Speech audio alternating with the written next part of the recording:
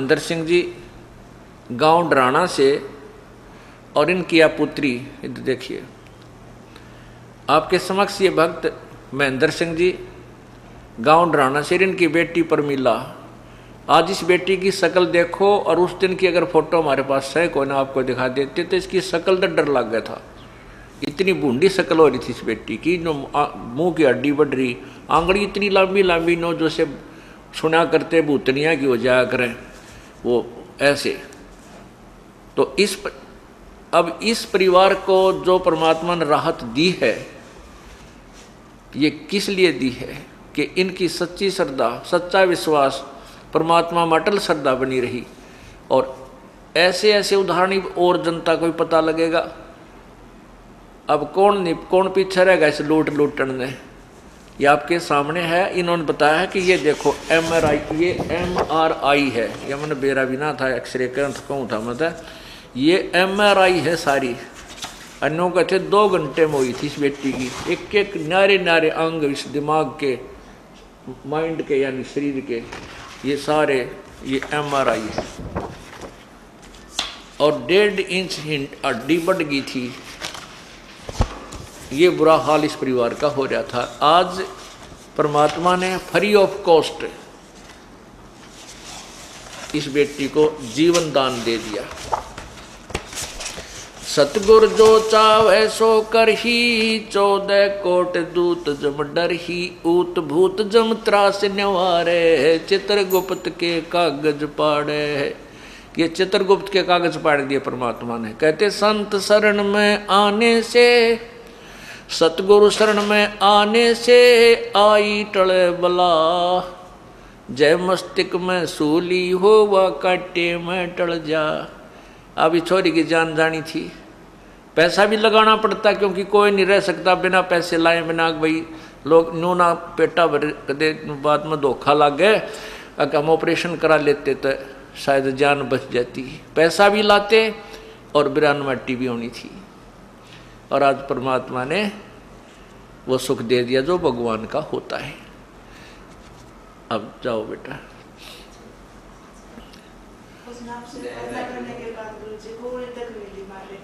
ले अब बता बेटी थोड़ी सी, हाँ बोल दे। अब ये बेटी क्या कहना चाहती है? सच है बेटा, बोल दे, यहीं से सुनेगा, आराम से बोल दे। ये नौका है बेटी कि जिस दिन से आपसे प्रार्थना की थी उसके बाद हमने गोली भी नहीं लेनी पड़ी है, वह दवाई भी छोड़ दी है। बता बेटा। सिर के दर्द की भी गोली ली, उस दर्द की तो लेनी की। ओए होए होए।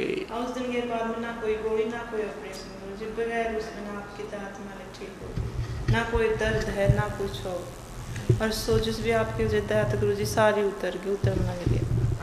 बोल सतगुरुदेव की जय। ऐसे सुख मालिक आपने हमें दिए, मालिक किसी से सिर्फ भी सुनियो मालिक। जय हो बंदी छोड़ की। अच्छा बेटा, जय हो बंदी छेड़ की, जय हो बंदी छेड़। और बेटा ही कहा जय बंदी छेड़। सब बंदी छोड़ कबीर साहब हैं। बंदी छोड़ भगत जी गल परमात्मा बंदी छोड़ कबीर साहब ने भाई आपकी सुनी है।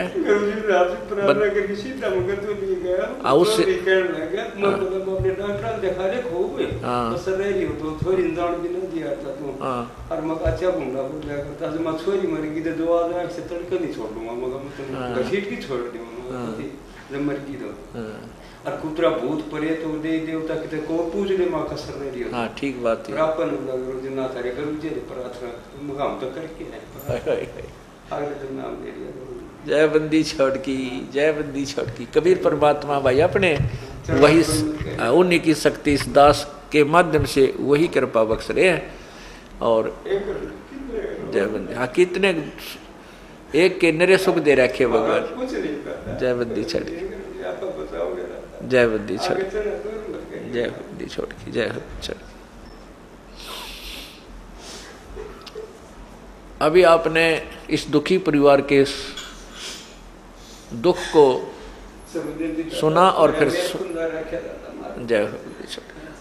और आज इनको कितना सुख है, कितना आप खुशी के आंसू आज इनके मन में, आज खुशी के आंसू रो रहे हैं और पहले दुख में दुख से टक्कर मार मार कर रो रहे थे। क्या होगा बेटी का, बड़ छोटे छोटे बच्चे, इनका क्या होगा। माता पिता ने नींद नहीं, ससुराल वाला ने नींद नहीं, और आज परमात्मा ने मेहर कर दी। बोलो बंदी छोड़ कबीर साहेब की जय।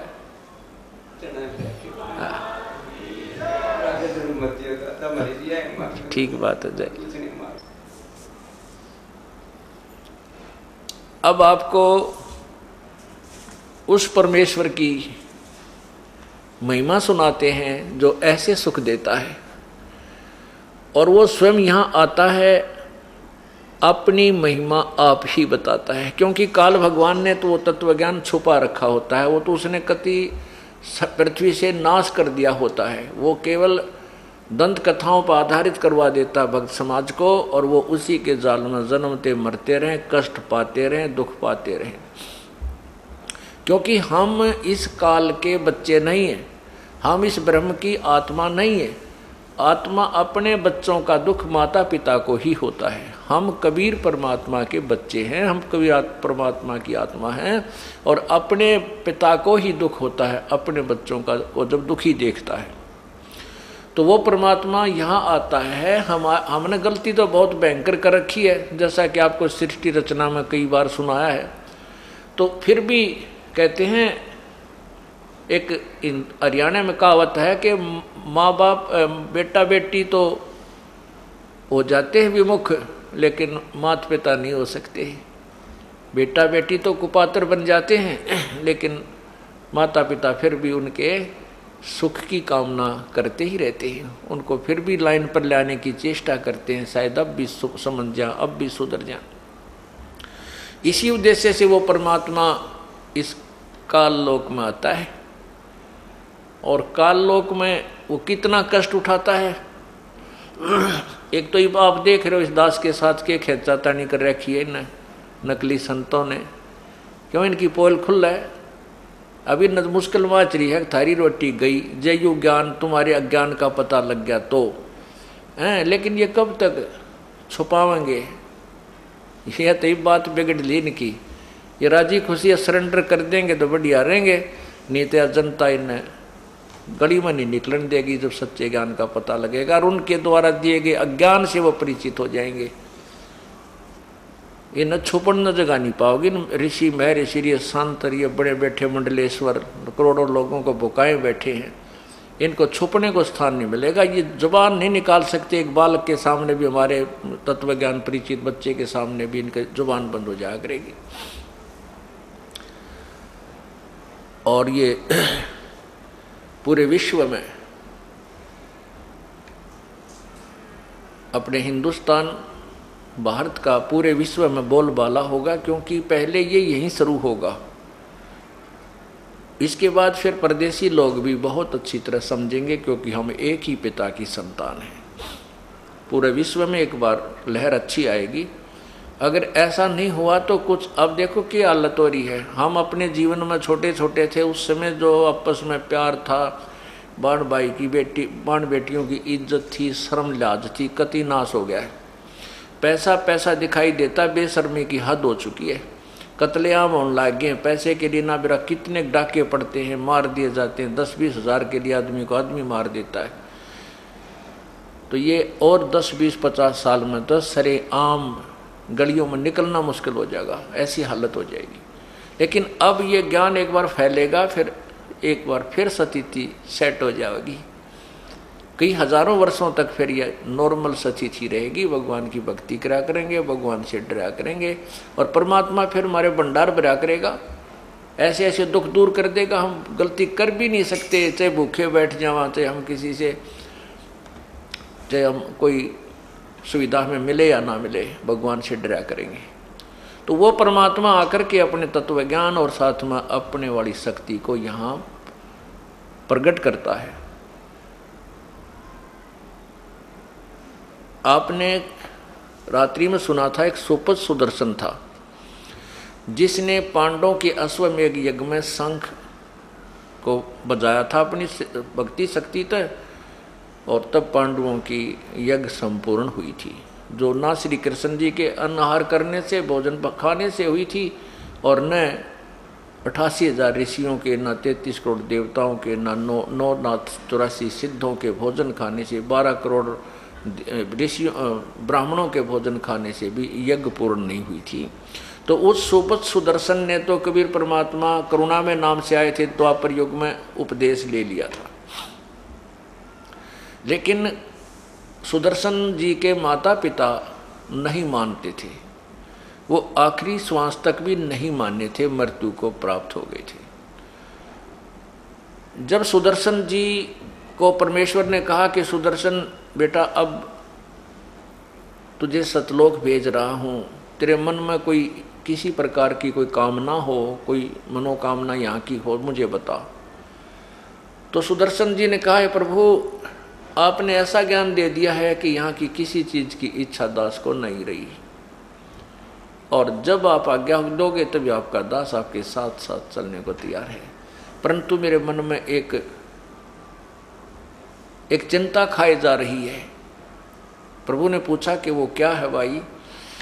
सुदर्शन जी ने बताया कि मेरे माता पिता बहुत ही अच्छी आत्मा थी, परमात्मा की भक्ति भी करते थे, वह भगवान विष्णु के उपासक थे, और मैंने बहुत समझाया उनको, आपने भी कहा, लेकिन वो नहीं माने।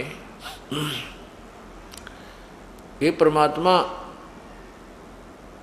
मेरी आपसे यही प्रार्थना है कि किसी जन्म में उनको मनुष्य शरीर मिले, अपनी आत्माओं को शरण में लेना और मोक्ष देना परमात्मा।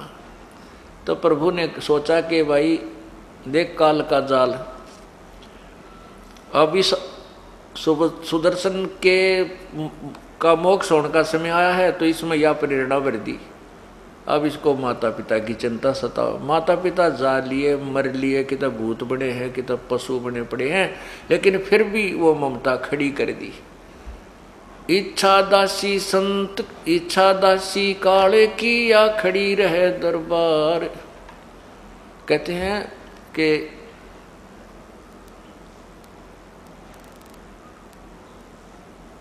इच्छा दासी काल की, या खड़ी रहे दरबार, पाप पुण्य दो वीर हैं। ये इच्छा जो है ये काल की खास एजेंट है। ये चाह जो है आदमी को यहीं राख लेती है, कोई चाह रह जा किसी प्रकार की। इच्छा दासी जम की, या खड़ी रहे दरबार, पाप पुण्य दो वीर हैं, या सतखसमी नार। इच्छा को सबसे खतरनाक बताया है यहाँ पर जीव को काल के जाल में उलझाने के लिए। जहाँ इच्छा माने आशा, जहाँ आशा तहाँ बासा हुई। अब सतलोक जाने का टाइम आ गया था, अब उसको माता पिता याद आ गए, अब आशा होगी ना। अब जहाँ वो उसके माता पिता को जन्म था, अगर परमात्मा ना पूछते उससे, तो उसके मन में तो अरे बीमारी थी ये, तो वहाँ वो भी ले डूबती, उसने जन्म उसका होता, और माता पिता के पास कि मेरा कौन सी दुनिया में वो थे वहीं काल भेज देता, ले भाई तेरी माता पिता है तो मिलना चाहता है, तो उसकी अच्छा आशा है। लेकिन परमात्मा ने हमें सब उदाहरण दिए हैं ताकि हम आगे सावधान रहें। अब उसने, परमात्मा ने कहा ठीक है बेटा, तू चिंता मत कर, तेरे माता पिता ने मैं पार कर दूंगा, ये मेरा वचन है। देखो, एक जीव को काल से छुटवाने के लिए परमात्मा ने वचनबद्ध होना पड़ा कि कदे इसने भी काल डंडी ना मार जा। तो पुण्यात्माओं, आप घबराना नहीं, कहते हम ना पावा ना हमारे साथ ऐसा करते नहीं। ये तो पहले एग्जाम्पल दिए हैं परमात्मा ने, फाउल पॉइंट बताए हैं कि तुम ऐसे मार खाओगे। इस बातों का पता लग गया जब मार खाओगे कौन ने, बिना बेरे मार खा जाते हम। तो उस समय जब आप यहाँ से चलने लगोगे, ये ज्ञान आपके आगे घूमने लग जाएगा आपकी आंखों के सामने, कि अब नहीं किसी ने याद करते, पीछा छूटने दे, जो होगा परमात्मा के चरणों में चलेंगे। और अगर ऐसे हम आशा रखेंगे तो फिर फाउल हो जाएंगे। तो इस अब तो पार होना ही होना, ये तो समय आ गया है। परमात्मा ने बहुत पहले बता दिया था कि उस समय मैं सभी अंशों को पार करूंगा और फाउल होने नहीं दूंगा, होंगे तो उनको संभालूंगा। ये ज्ञान से, भक्ति से, समाधान से तो आपको पार करके छोड़ देगा। लेकिन उसके लिए आपने क्या करना पड़ेगा? द्वार धनी के पड़ा रहे, धक्के धनी के खाए, 100 काल झकझोल ही पर द्वार छोड़ ना जाए। इतना जरूर करना पड़ेगा। शरण पड़े को गुरु संभाल, जान का बालक भोला रे, कह कबीर तुम चरण चित रखो, जो सोई में डोरा रे। बस इतना काम आपका, पड़े रहना सतगुरु के चरणों में, पार करेगा। लेकिन बुराइयां छोड़नी पड़ेंगी। कोई भी बुराई आपने नहीं करनी है। बीड़ी, शराब, मांस, तम्बाकू, ठगी, चोरी, जारी और रिश्वतखोरी, मिलावट, ये तो बुराई तो दूर होना ही पड़ेगा, अन्यथा फिर तो मार खाए हुए हैं हम। तब वो सुदर्शन जी के जो माता पिता थे, वही बनारस काशी में दोनों का जन्म हुआ। पिता वाली आत्मा का गौरी शंकर नाम का ब्राह्मण नाम से जन्म था, और माता का सरस्वती नाम से, दोनों का विवाह हुआ। जो गौरी शंकर जो थे वो भगवान शिव के उपासक थे, और ऐसे नेक ब्राह्मण थे। वो शिव पुराण की कथा सुनाया करते थे।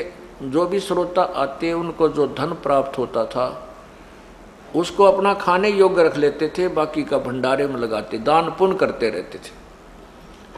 उनको संतान नहीं थी कोई भी।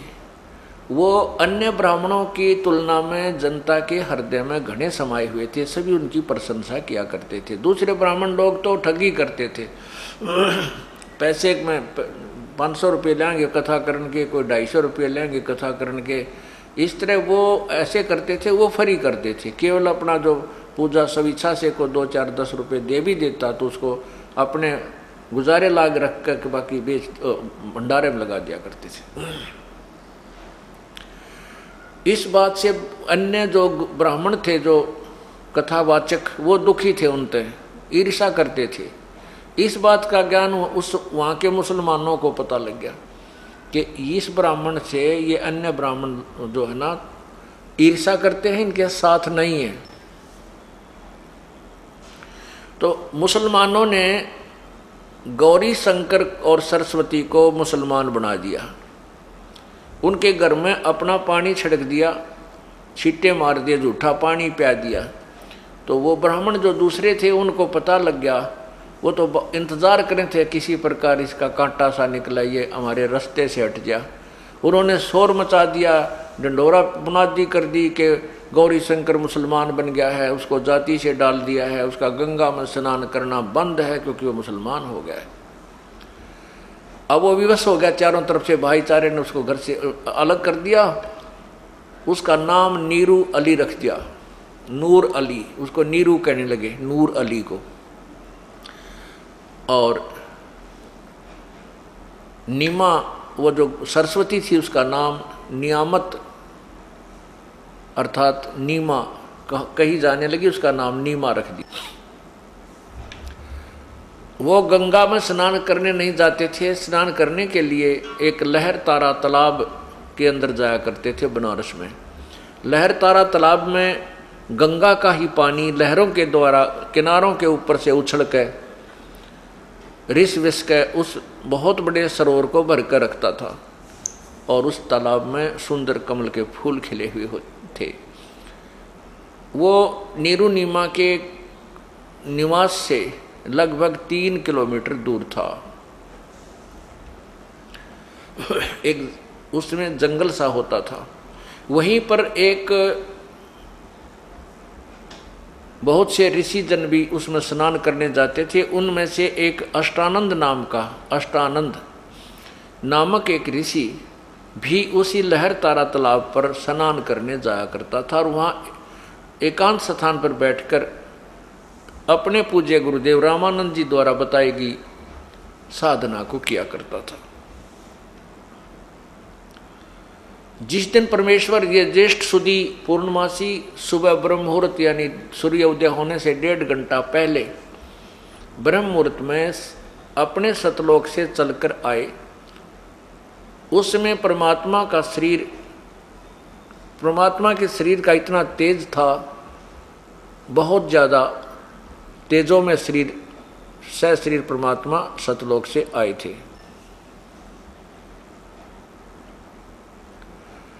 उसमें अष्टानंद जी जो ऋषि थे वो स्नान करके और अपनी साधना करने के लिए तत्पर हुए थे। उसी समय आकाश से एक प्रकाश का गोला सा आता नजर आया, क्योंकि परमात्मा के शरीर के प्रकाश को ये चरम दृष्टि नहीं देख सकती। अष्टानंद ने जब ऊपर देखा तो उस प्रकाश के गोले को देखते उसकी आंखें बंद होगी, जैसे सूर्य की तरफ देखते हैं। जब आंखें बंद हुई तो आंखों बंद होने के उपरांत उसने देखा कि ये तो कोई नवजात शिशु सा बन गया। वो जैसे सूर्य की तरफ हम देखते हैं और जब आंखें बंद करते हैं तो एक गोल गोल सी आकृति प्रकाश रहित दिखाई देती है। ऐसे ही वो परमात्मा का जो शरीर का प्रकाश था उसकी तरफ देखने के बाद उसकी आंखें बंद होगी तो उसमें से बालक, जैसे बालक नजर आया, एक छोटा सा शिशु।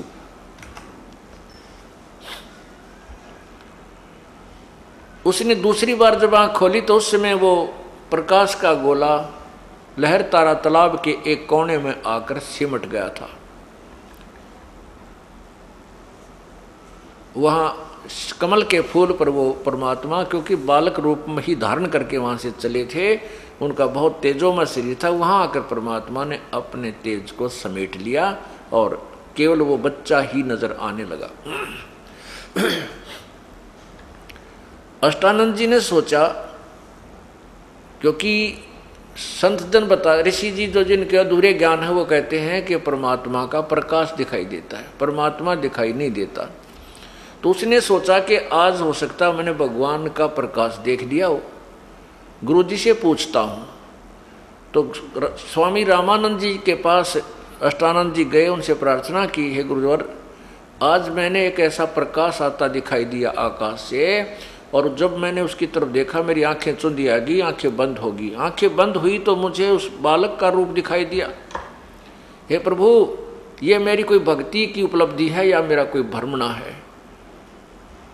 अब स्वामी जी को जैसा ज्ञान था वैसा अपने शिष्य का समाधान किया कि बेटा ये न तो तेरी भ्रमणा है और न ही तेरी कोई भक्ति की उपलब्धि है, ये तो आकाश ऊपर के लोगों से जब अवतार गण आते हैं ना, वो ऐसी लीला करते हैं।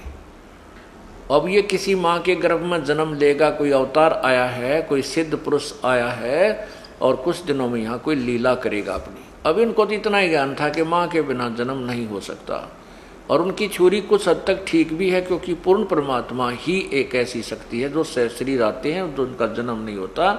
बाकी सभी इन ब्रह्मा विष्णु महेश तक का भी जन्म होता है, माँ से ही जन्म होता है, मृत्यु भी होती है। ये तो इनका ये हार्ड एंड फास्ट रूल है, लेकिन परमात्मा पूर्ण ब्रह्म के ऊपर ये लागू नहीं होता। उधर से नीरू और नीमा मुसलमान बन गए थे, प्रतिदिन वहाँ स्नान करने के लिए जाते थे।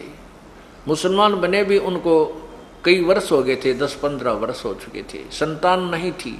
शादी को भी 20-25 वर्ष हो गए थे, शादी उनको बल्कि 30-40 वर्ष हो गए थे, उनको संतान नहीं थी। और नीमा बार बार यही याचना करती थी अपने भगवान शंकर से, क्योंकि शिव के उपासक थे, भले ही वो मुसलमान बन गए थे लेकिन हृदय से शिव की साधना नहीं छूटी थी। तो उन्होंने ये याचना करती रहती थी। उस दिन भी वो रास्ते में रोती हुई और यही अर्ज कर रही थी कि हे भगवान शिव जी, हमें भी एक खिलौना दे दो, क्या आपके दरबार में बच्चों की कमी है? आप तो जो चाहो सो कर सकते हो। यूँ कह करके फूट फूट कर रोने लगी जब वो स्नान करने के लिए लहर तारा तालाब पर आ रही थी। नीरू ने कहा कि नीमा, हमारे भाग्य में संतान है नहीं, यदि होती तो प्रभु हमें अवश्य प्रदान कर देते। और इधर से उम्र भी हमारी बहुत हो गई है, आप प्रतिदिन एक बच्चे की तड़फ में रोती रहती हो, रोने से आपकी आंखें खत्म हो जाएंगी, हमारा कोई उंगली पकड़ने वाला भी नहीं है। नीमा तुम मत रोया कर। ऐसे कहते विचार देत करते हुए एक दूसरे को सांत्वना देते हुए वो लहरतारा तालाब पर पहुंच गए। लहरतारा तालाब पर जब पहुंचे तो नीमा ने पहले स्नान किया। नीरू बाहर खड़ा रहा तालाब के किनारे पर। जब नीमा स्नान करके बाहर आ गई तो नीरू स्नान करने के लिए प्रवेश कर गया तालाब में। अब नीमा जिस वस्त्र को बांधकर पहनकर स्नान किया था उसको धोने के लिए पुनः उस सरोवर के किनारे गई कपड़ा धोने के लिए। तो उसने क्या देखा कि कमल के फूल के ऊपर कोई चीज हिल रही है, कोई वस्तु हिल रही है जैसे सर्प हो। परमात्मा क्या कर रहे थे कि एक नवजात शिशु के रूप में थे, बालक के रूप में, और एक पैर के अंगूठे को मुंह में चूस रहे थे, एक पैर के अंगूठे को, एक पैर को हिला रहे थे ऐसे। तो पहले तो नीमा ने सोचा कि कोई सर्प ना हो और मेरे पति को डस ले। फिर जब ध्यान से देखा तो देखा उसमें तो बच्चा है, नवजात शिशु है। अपने पति को आवाज़ लगाई कि देखियो जी, देखियो जी, बच्चा जल में डूबेगा, बच्चा कमल के फूल पर ये पानी में डूबेगा, इसको उठा कर लाना, कृपा कीजिए।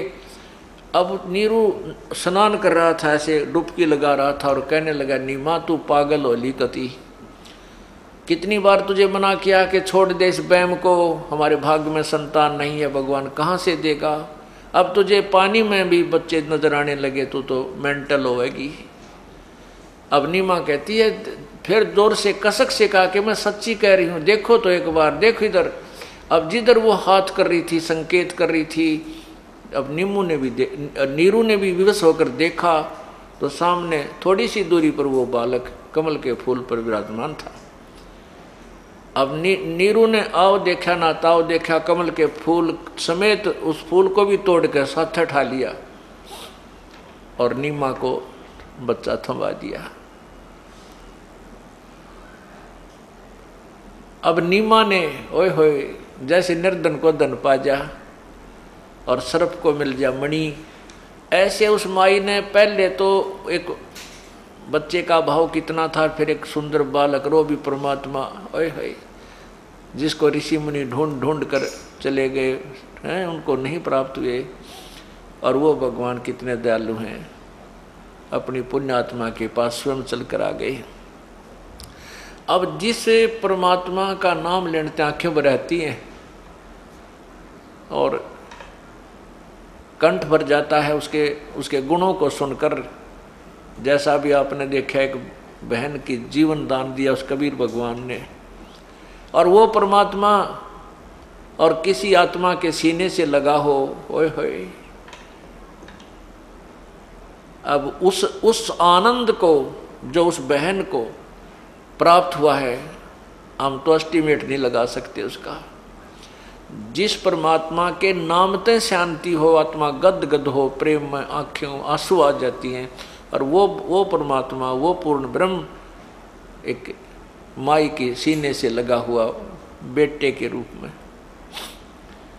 पहले तो भगवान में वैसे ही प्यार गणा उसे, और बेटे और डबल रोल हो गया, बेटा भी साथ हो गया तो और कहना है कि और अधिक प्रिय बन गया। अब वो नीमा इतनी खुशी मना रही थी उस बच्चे का, कदे मुंह चूमे, कदे सीने से लावे, फिर उसकी तरफ बार बार देखे, उसे अर्थात उसे खूब लाड कर रही है जैसे माँ करती है अपने बेटे के।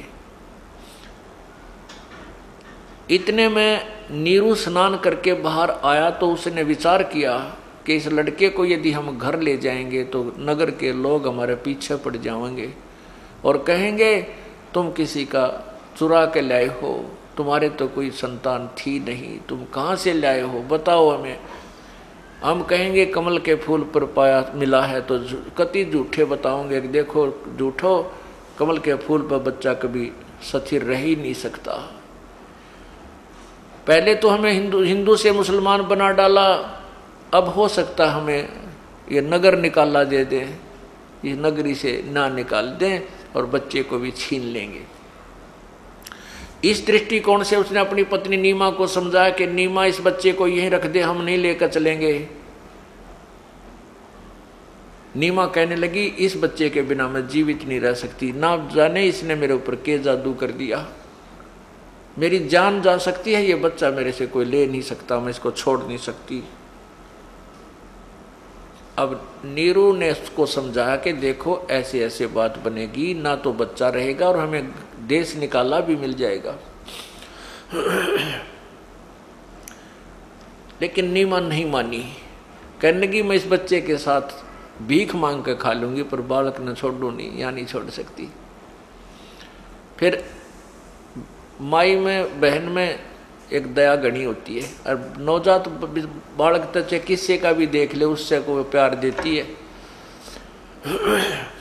और फिर वो तो एक परमात्मा आए थे, तो नीरू की बात की जब अवहेलना कर दी नीमा ने, पहली बार जिंदगी में अपनी पत्नी की तरफ उसने हाथ उठाया था, थप्पड़ उठा कर कहने लगा कि नीमा तू घनी अनाड़ी हो गई है, जिद्दी हो गई है, मैंने आज तक तेरी किसी बात को नहीं मना किया था, क्योंकि इसलिए कि आपके संतान नहीं है और मैंने तुझे हर तरह से खुश रखने की चेष्टा की, तेरी प्रत्येक जिद को मैंने सहन किया, इस कारण से तू जिद्दी बन गई है, आज आगा पीछा कुछ नहीं देख रही है, रख दे इस बच्चे को, ये नहीं तेरा थप्पड़ मारूंगा। अब जो ही उसने ऐसा हाथ किया आगे को चला, तो परमात्मा नवजात शिशु रूप में कबीर परमेश्वर बोले कि नीरू ए नूर अली तू मुझे अपने घर ले चल, तेरे पर कोई आपत्ति नहीं आवेगी। इतना कहते ही वो घबरा गया कि छोटा सा बालक बोल पड़ा, कहीं ये फरिश्ता ना हो, कोई सिद्ध पुरुष ना हो, तुझे कोई श्राप ना दे दे। नू डर गया और चुप करके अपनी पत्नी के साथ साथ हो लिया। घर पे ले आए। अब घर पे लड़का आते ही नगर उस कॉलोनी में तो रोड़ा पड़ गया, पूरी काशी में जो है ना सारे देखने चल पड़े, इतना सुंदर बालक कति जमा, इतना सुंदर बालक कद आज तक देखा है को नहीं, इतनी रौनक है उसके चेहरे पे, तो जो भी देखा वो ठगा सा रह जावे। इतना सुंदर बालक, कोई कह ब्रह्मा है, कोई कह विष्णु है, कोई कह शिव जी का अवतार है, कोई कहे ये देवता आया है, कोई कहे इंद्र ही प्रकट हो गया है, इनका इंद्र ही आया है, और ऊपर देवता कहते हैं हम तो है नहीं भाई, क्यों किसी और ही लोक से आया है। अब कुछ दिन के बाद काजी आगे नाम धरने के लिए, काजी आगे नाम रखने के लिए, बच्चे का नामांकन करने के लिए,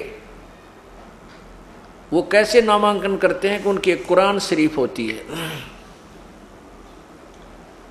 एक कुरान शरीफ है पुस्तक, उसको वो खोलते हैं।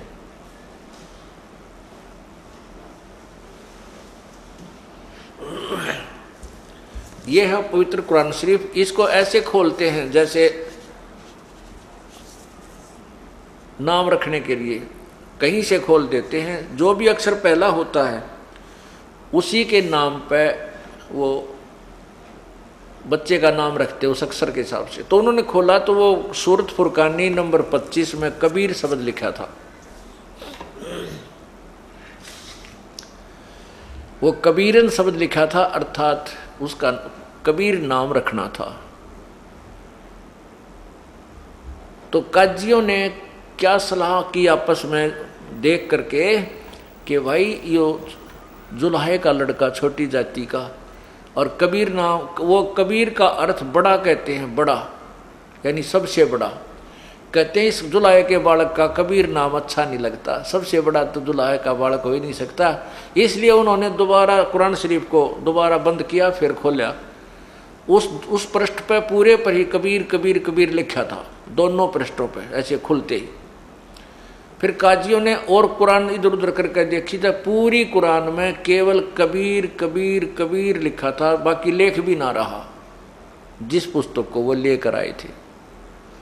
तब परमात्मा बोले, काजियों मेरा नाम कबीर ही रहेगा, इस कलयुग में मेरा नाम कबीर चलेगा। अब कुरान तो कबीर, वो मुसलमान तो कुरान को वहीं, क्योंकि उसमें वो लेखा नहीं रहे, उसको वहीं छोड़कर चले गए। परमात्मा का नाम कबीर रखा गया और प्रसिद्ध हुआ। उसके बाद क्या आते, सुन्नत करने आते हैं। सुन्नत करते हैं मुसलमान लोग। क्या करते हैं, बालक की इंद्री की खाल काटते हैं, आगे थे कुछ दिन पाछे। तो वो नाई को बुलाते हैं और रिश्तेदार भी इकट्ठे कर देते, पूरा ब्याह कैसा काम कराया करें सुन्नत करने केस में। तो जब नाई उस लड़के की इंद्री की, पेशाब इंद्री की खाल काटने के लिए चला, तो परमात्मा ने 5 इंद्री बना ली। अगवाई नाई के एक की काटिए, बाकी अनवत छड़िए, क्यों तुम एक ही काटते हो।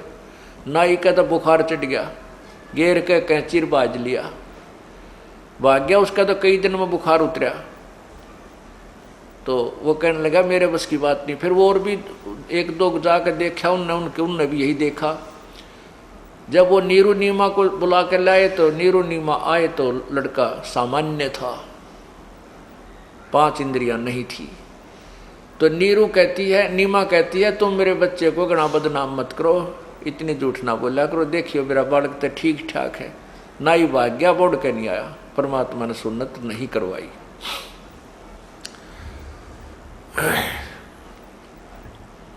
पुण्यात्माओं,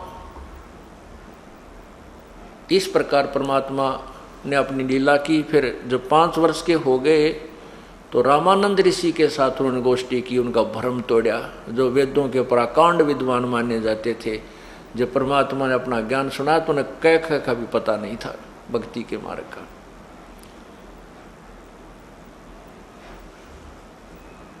ये पूर्ण परमात्मा कबीर बंदी छोड़ प्रत्येक युग में आते हैं। अब आपको गरीबदास आदरणीय गरीबदास साहिब जी द्वारा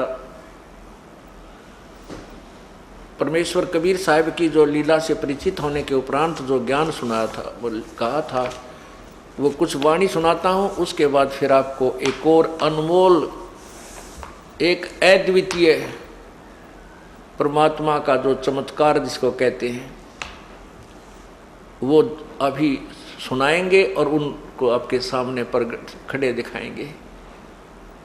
जो भगवान काम किया करते हैं, जहाँ परमात्मा का रोल आता है, वहाँ परमात्मा अपने काम को पक्का करता है, वो अभी सुनाएंगे। पहले ये अमृतवाणी सुनाता हूँ। 84 बंधन कटे वो कीनी कल्प कबीर, भवन 14 लोक सब टूटे जम जंजीर। अनंत कोट ब्रह्मंड में बंदी छोड़ कहाए, सो तो एक कबीर है जननी ही जन्यान माए। शब्द स्वरूप साहेब धनी ही शब्द सिंध सब माही, बाहर भीतर रम रहा जहां तहां सब ठाही। जल थल पृथ्वी गगन में बाहर भीतर एक, पूर्ण ब्रह्म कबीर हैं ये अवगत पुरुष अलेख। सेवक होके अवतरे, सेवक होके उतरे, इस पृथ्वी माही। जीव उदाहरण जगत गुरु हो, बार बार बलि जाऊं। सेवक होकर एक दास बनकर यहाँ परमात्मा आए, कबीर दास, कबीर दास कहते हैं उनको। सेवक होकर उतरे वो परमपिता इस पृथ्वी के माँ, और जीव उदाहरण जगत गुरु, मैं बार बार बलि जाऊं। गरीबदास जी कहते हैं जीवों का उद्धार करने वाले वो परमपिता, जगत गुरु यानी सारी सृष्टि को तत्व ज्ञान बताने वाले को जगत गुरु कहते हैं। मैं बार बार बलिहारी हूँ उस परमपिता पर जिसने इतनी दया करी। हम तुच्छ जीवों का आकर के अपना ज्ञान आप ही बताया, आपका अपना भेद आप ही बता दिया।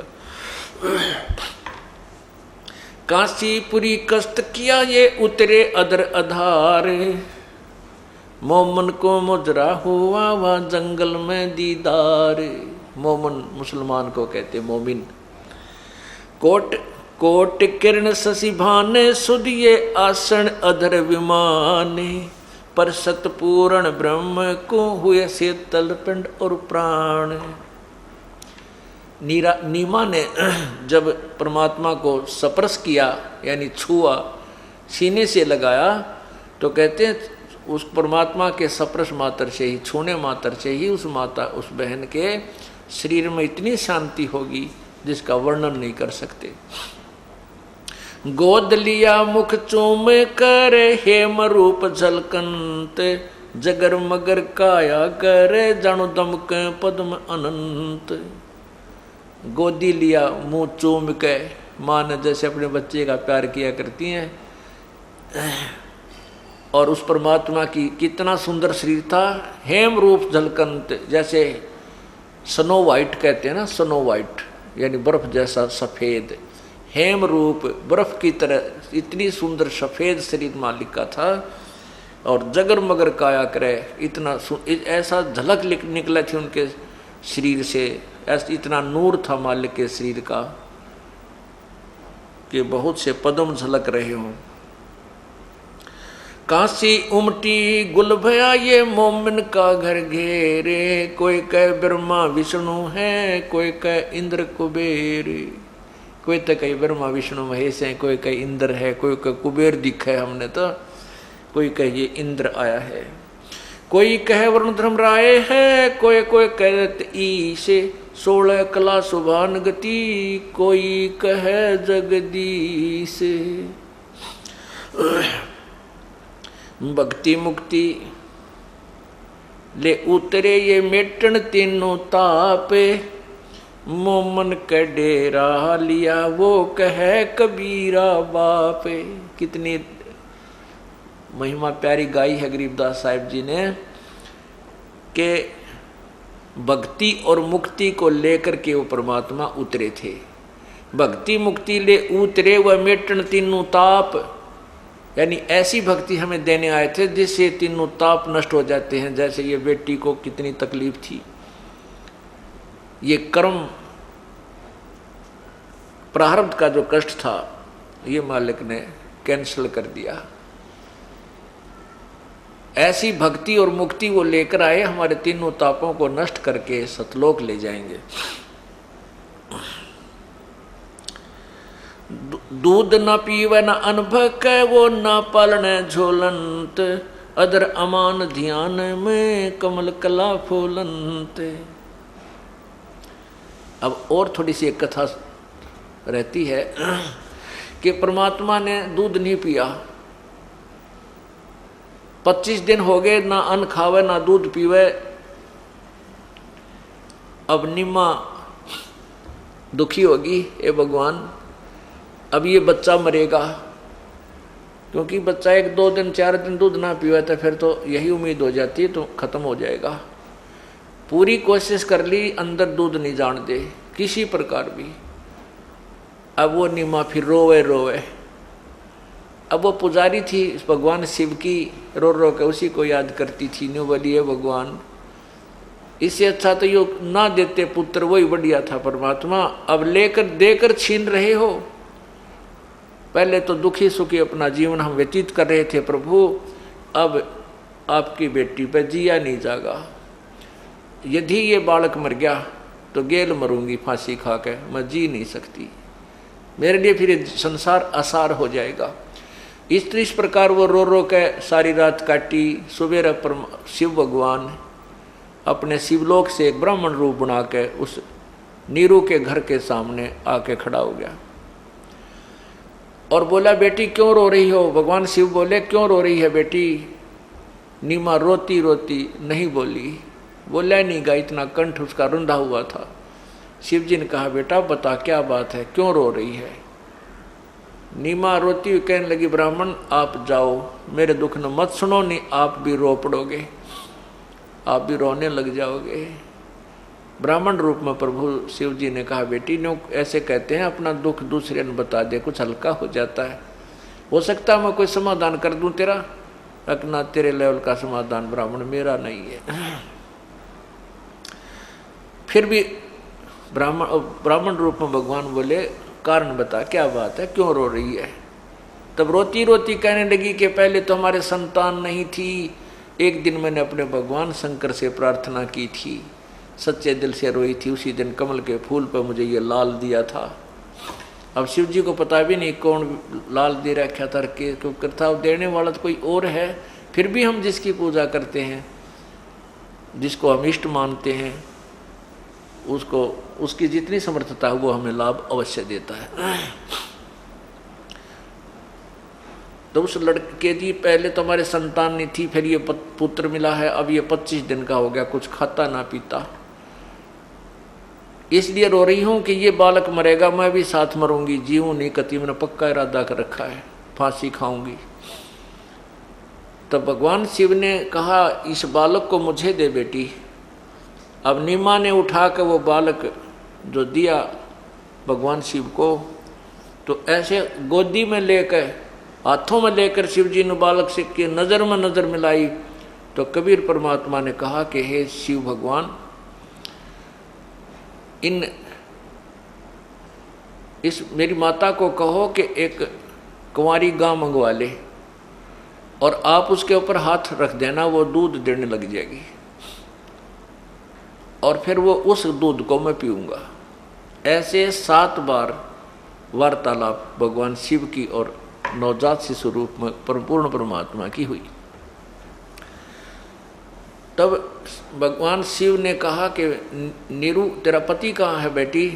तब उसने आवाज़ लगाई कि वो, तभी नीरू आ गया। उसे कहा कि बेटा ऐसे कर, एक कुंवारी गां ले आ बछिया, और एक बढ़िया कोरा मटका ले आना, पात्र छोटा सा जिसमें 5-7 किलो दूध आ जावे, कुमार के ताज़ा लाना, और शीघ्र आ जा। वो तो शीघ्र ही जा करके एक गाय ले आया, कुंवारी बछिया जो दूध छोड़ रही हो और नए दूध ना हुई हो, यानी बिल्कुल। तो इस प्रकार उस बछिया को ला करके खड़ा कर दिया। भगवान शिव जी ने उसके ऊपर हाथ रख दिया। उस बछिया के दूध बड़े लंबे लंबे थन हो गए, थनों से दूध अपने आप झरने लग गया। वो जो पात्र लाए थे, मटका छोटा सा घड़ा, उसको उस थनों के नीचे रख दिया, वो भर गया। जब अपने आप दूध बंद हो गया, प्रतिदिन वह गाय दूध देने लगेगी और उस कुंवारी गाय के दूध को परमात्मा ने पिया। तब नीमा के शांति हुई, परमात्मा बड़े होने लगे। अब यही प्रमाण ऋग्वेद मंडल नंबर 9 सूक्त नंबर 1 के मंत्र नंबर 9 में है। उसमें क्या लिखा है कि वो शिशु रूप में प्रकट परमात्मा को जब वो प्रकट होता है पूर्ण ब्रह्म, तो उसकी परवरिश कुंवारी गायों के द्वारा होती है। एक पहचान बताई इस परम पिता की, ये देखिएगा।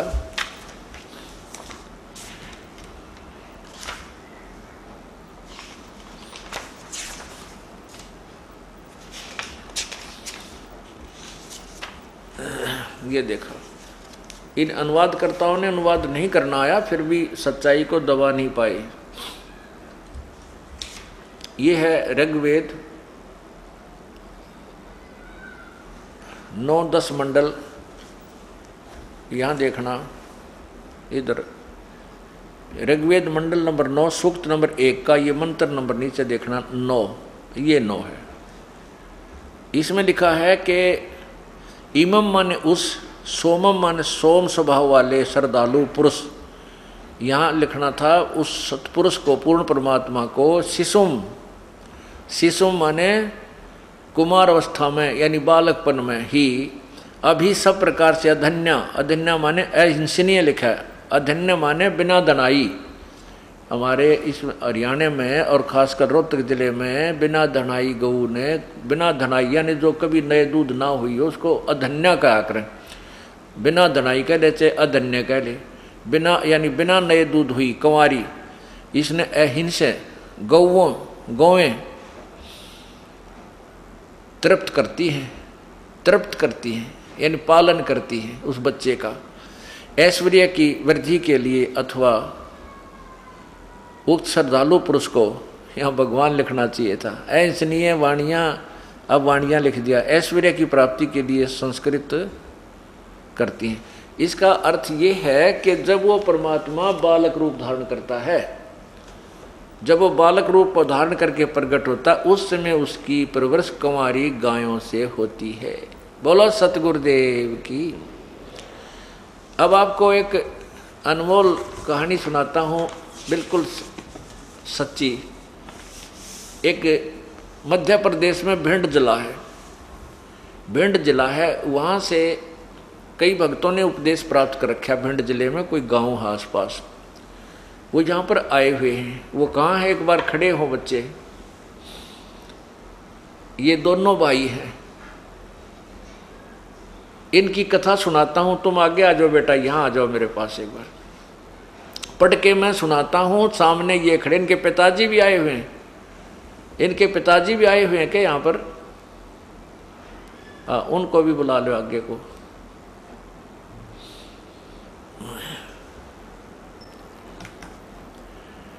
अब इनकी क्या कहानी है मैं पढ़कर सुनाता हूँ आपको, और इनको आपके रूबरू करता हूँ। मैं दास गजेंद्र सिंह, ये अपनी कथा लिखकर दी इन्होंने कि मैं दास गजेंद्र सिंह, मेरा बड़ा भाई नाम शिवभान सिंह उर्फ चट्टान सिंह उर्फ चट्टान सिंह, पुत्र श्री जयपाल सिंह, ग्राम है असोखर जिला भिंड, मध्य प्रदेश के रहने वाले हैं। दोनों भाई खेती बाड़ी का कार्य करते हैं। हम दोनों भाइयों में काफ़ी दिनों से ज़मीन के बंटवारे को लेकर विवाद था। उसी के चलते दिनांक 12/6/2008 को समय सुबह 6 बजे बड़ा भाई बंदूक लेकर आ गया। जब मैं पशुओं को चारा डाल रहे थे, आकर कहा कि सावधान हो जा, और मुझ पर 10 फीट की दूरी से अपने हाथ में ली हुई 12 बोर की बंदूक से मुझ पर 2 फायर कर दिए, जिससे मेरे शरीर पर धुआं ही धुआं छा गया। मुझे गोली नहीं लगी और मेरा बड़ा भाई बंदूक लेकर भाग गया। और दूर जाकर मेरे बड़े भाई ने भगत राघवेंद्र सिंह को जाकर फोन करके बतलाया। ये राघवेंद्र सिंह आया है,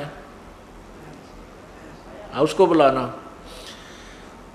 फोन करके जाकर बताया कि जब मैंने गोली चलाई तो मुझे सामने सतगुरु रामपाल जी महाराज ने अपने हाथों में, जब मैंने गोली चलाई तो सामने सतगुरु रामपाल जी महाराज ने अपने हाथों में स्वयं गोली लेते हुए, मुझे अपने हाथों में सतगुरु रामपाल जी दोनों गोली लेते हुए दिखाई दिए, जिससे मैं डरकर भाग आया हूँ। आप देखो पुण्यात्माओं, ये सामने पूरा परिवार खड़ा है, कोई न सोचा आगे पाछे गपोड़ पेल दे होंगे। ये आपके समक्ष खड़े हैं। इस बड़े भाई ने अंदर आ जाओ, तुम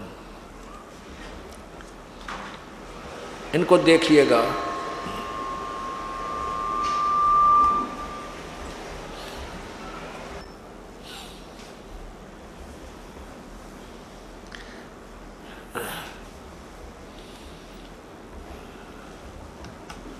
ये तीनों, ये आ जाओ।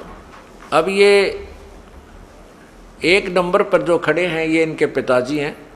आप, ये शुभ नाम आपका? जयपाल सिंह। और दूसरे नंबर पर ये जिसने गोली मारी थी, क्या नाम आपका? शिवभान सिंह।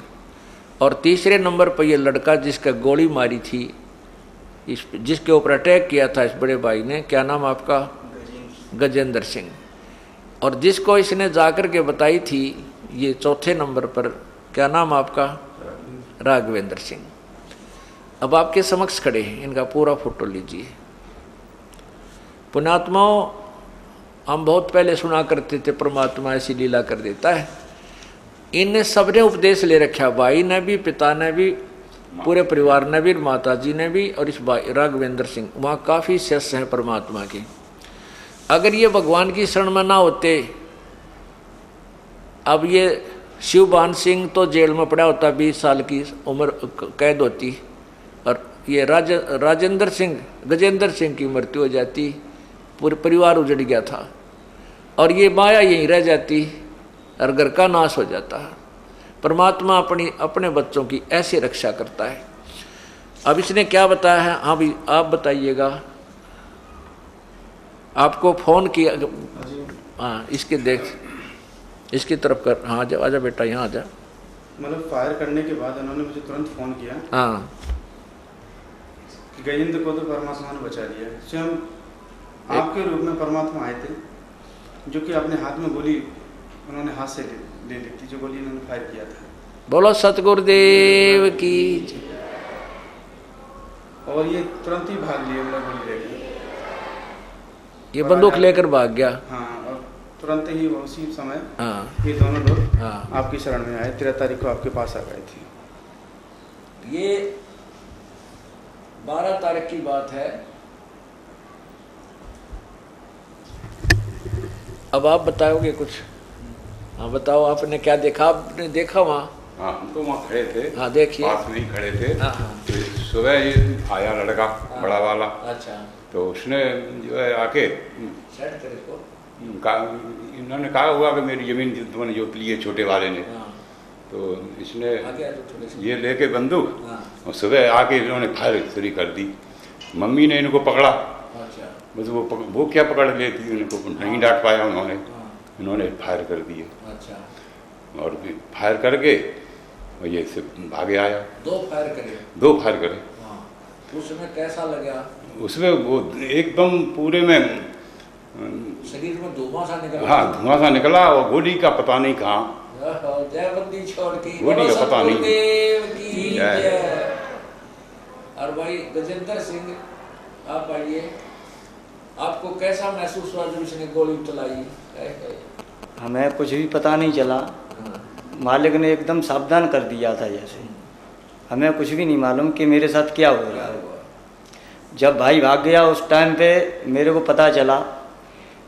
फिर मेरी भक्तमती, मेरे पास भी बंदूक थी, भक्तमती बंदूक लेके आई कि आप भी इस पर वार करो। मैंने मना कर दिया, नहीं मेरे गुरुदेव ने मुझे बचा लिया है, मैं उसे नहीं मारूं। बोलो सतगुरुदेव की जय। ये क्या लिखा इसने, अब मैं इसको पढ़कर भी सुनाता हूँ आपको। तो कहते राघवेंद्र सिंह जी के पास जाकर इसने फोन करके बताया कि जब मैंने गोली चलाई तो मुझे सामने सतगुरु रामपाल जी महाराज अपने हाथों में गोली लेते हुए दिखाई दिए, जिससे मैं डरकर भाग आया हूँ। और मुझे डर है कि मेरे भाई, छोटे भाई के पास 315 बोर की बंदूक है, और अब वो मुझे जान से मारेगा। अब मुझे उससे बचाओ। उसको तो गुरुदेव ने बचा लिया है। ओए होए। हम दोनों भाई 5 मई 2008 को प्रथम नाम लेकर गए थे। ये दास जब आया 30 अप्रैल को, तो ये 5 मई को नाम लेकर गए थे दोनों भाई। और देख काल ने 1 महीने के बाद ही के जुल्म करना था, ये होना था इनके घर में, ये इनके ला बीतनी थी, इनका नाश होना था। और परमात्मा के चरण में आगे तैनो के नो बसे रह गए। संत शरण में, सतगुरु शरण में आने से आई टल बला, जय मस्तक में सूड़ी हो वा कांटे में टल जा। अब इनकी मौत होनी थी, विनाश होना था इस परिवार का, और परमात्मा ने अपने बालक न्यो के नो राख लिए, जैसे टटीरी के अंडे रखे थे महाभारत के युद्ध में। बोलो सतगुरुदेव। अब यह क्या कहते हैं कि हम दोनों भाई 5 मई 2008 को प्रथम नाम लेकर गए थे। इस पर मैंने गजेंद्र दास ने कहा कि जब गुरुदेव ने मुझे बचा लिया है तो मैं उसको नहीं मारूंगा। इस घटना के बाद हम दोनों भाई गुरुदेव के पास आश्रम में बरवाड़ा पहुंचे और आप बीती बताई। गुरुदेव का बहुत बहुत धन्यवाद किया कि आपने बहुत बड़ी दुर्घटना से हमें बचा लिया। आपके सदा आभारी एवं ऋणी रहेंगे, आपकी आज्ञा में रहकर भक्ति करेंगे। मैं आसपास कभी, हम आपस में कभी झगड़ा नहीं करेंगे। बोलो सतगुरुदेव की। अब देखो इन्होंने, मैंने कहा बेटा एक थोड़ी सी जमीन का झगड़ा तुम्हारा, तुम मर जाते, तेरी यो मर जाता, तेरी कैद हो जाती, जमीन का क्या करते तुम, दे दे अपने भाई को वापस। इसने उसी समय कह दिया गुरुदेव आज से दे दी, मैं इस जमीन को नहीं रखूंगा। बोलो सतगुरुदेव की। और भाई नो कहते हैं जो गुरु वचन पर डट गए कट गए फन 84 के, भाई जो गुरु वचन पर डट गए कट गए फन 84 के। बोलो सतगुरुदेव की जय। सत साहिब। वाह भाई वाह।